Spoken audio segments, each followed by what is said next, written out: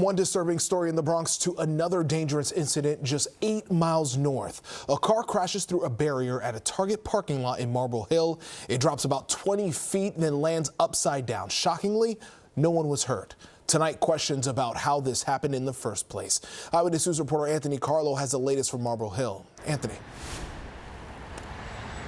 Well, Pedro, that's right. This is a tough one to piece together. The car owner showed up here to this Target parking lot just a little while ago. She was not in the car. She says she was not driving it. Someone else apparently was, though that's unclear exactly who it was right now. But if you look here, you see temporary construction barriers up and a van in place of where a wall used to be. And if you come here as we safely push over the wall a little bit, you see those pieces of cement, the wall that was, and the scraps of metal from that car left behind as it plummeted to the ground. The FDNY says the call came in at 11:21 this morning for a car that had plunged through the wall of a parking deck. It likely happened well before then, but the car planted upside down in the grass after falling some 20 feet. Pieces of the parking lot wall beneath it and wads of cash and a cell phone, apparently what was left inside the vehicle that had been placed on top of it at the scene. This all happened in the Target parking lot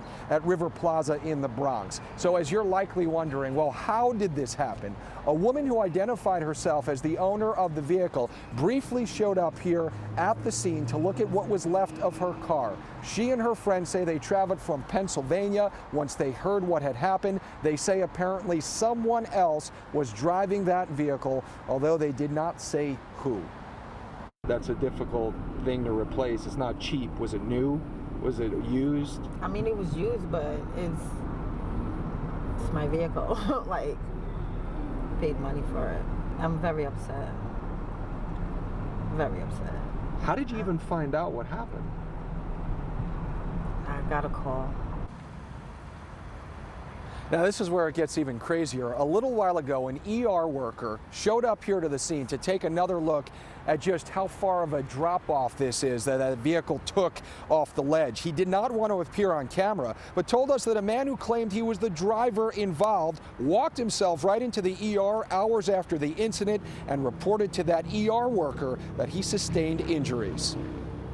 The patient actually admitted to you that he drove off the side ledge at this shopping plaza. Correct, yeah, because he was trying to escape. People were trying to jump him. That's what he said. And how badly in shape was he when he went to the ER?